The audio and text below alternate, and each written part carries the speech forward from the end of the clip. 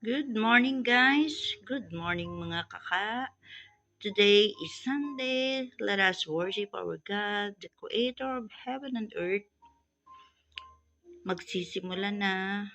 But before anything, guys, don't forget to like, subscribe our channel, Roads and Mel Vlog. Pindutin ang subscribe, pindutin ang bell all.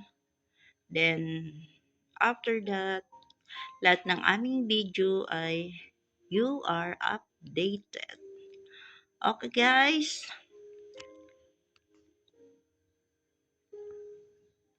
mag-i-intro lamang tayo. Then, watch our video. God bless.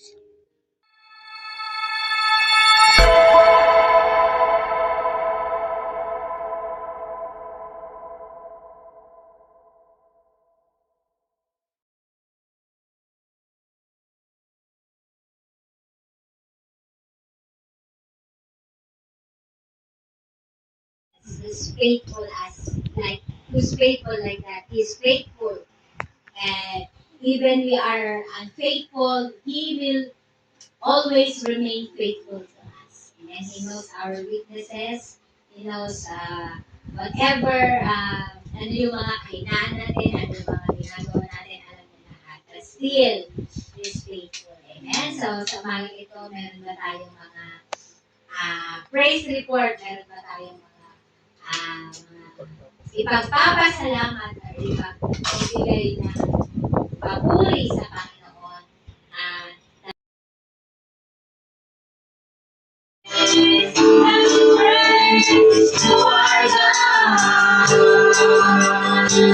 Say hallelujah to our God. Glory hallelujah to our God. Every praise to our God. God my Savior. God my Savior. God my Redeemer. God my Deliverer. Yes, He is. Yes, He is. Oh, lift our hearts to you, Lord.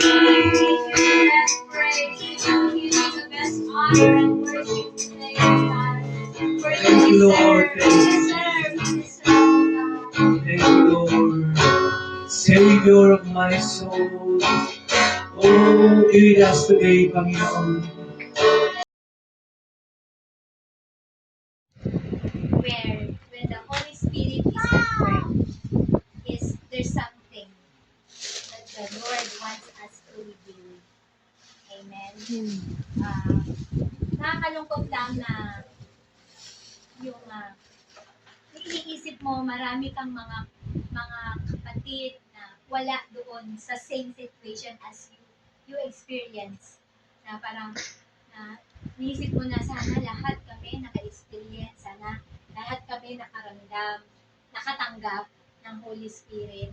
Diba? Kasi, diba, minsan nalulungkot ka din for others na hindi nakakaranas. But sa dulo niyan, nandun na makikita mo yung grasya ng Panginoon na nandun na nakakover sa inyong lahat, na wala siyang sinisino, makasalanan man o hindi, diba? Wala siyang sinisino, nasa loob man ng church o wala. Pero yung grasya niya, nakaabong. Kuya Adi, yung isang parang tent na nandun lahat.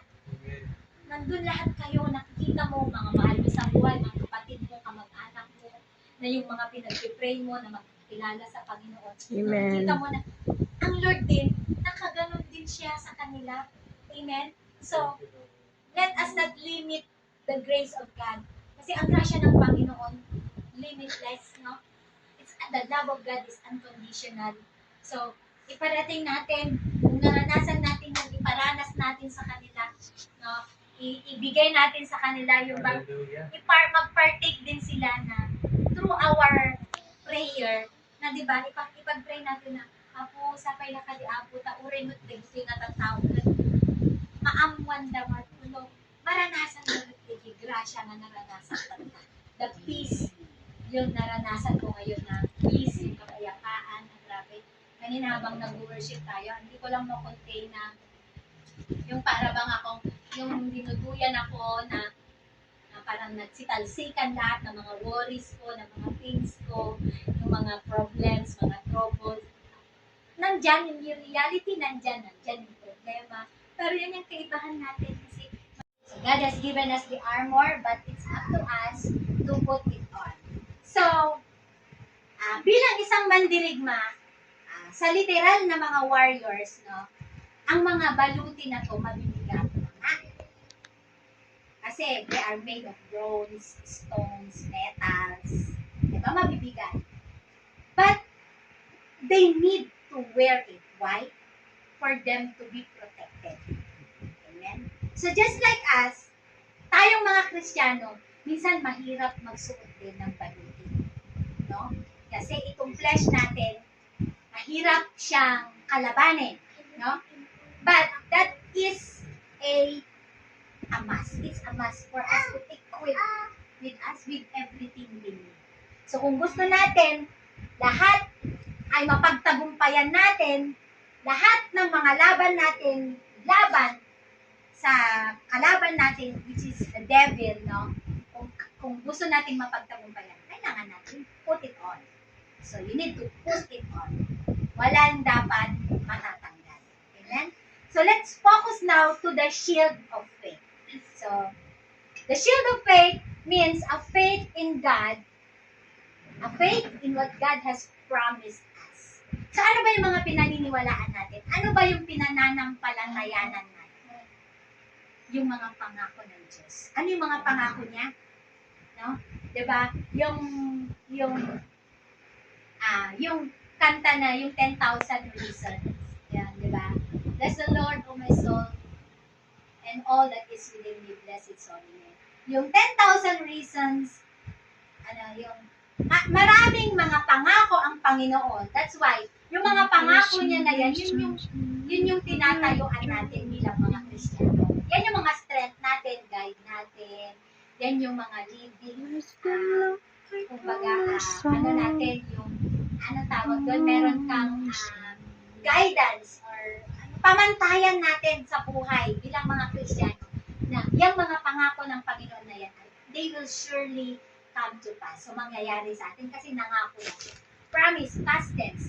So, if we keep believing what God's word says, we can withstand all the attacks of the enemy. Di ba yung kanta natin kanina, that all things are possible. I believe, I believe, I believe, I believe. So, pag pinaniwalaan mo na yung mga pangako ng Diyos, so you can withstand all the attacks of your enemy. Pinaniwalaan mo na eh. Hindi mo siya pinagdududahan. There's no doubt. No? Pero minsan may doubtful pa rin tayo, nagda-doubt. Baka hindi ng Lord. Baka, dami natin mga worries tayo. But because we are in this world talaga, ma-tempt pa rin tayo to worry. Pero sabi ng Panginoon, with your faith, with that faith, no, you can withstand. Ibig sabihin ng withstand, nga unay nung ado na giti atake kanya, you have maraming mga pang-atake sa iyo sisipan. No? Kasi naka-shield ka, meron kang armor, may protection ka. Aside sa may mga suot ka na, meron ka pa, ada pa isarsarang mo nga ko. Amo yun, no, plito tayo tibagos. Hindi ka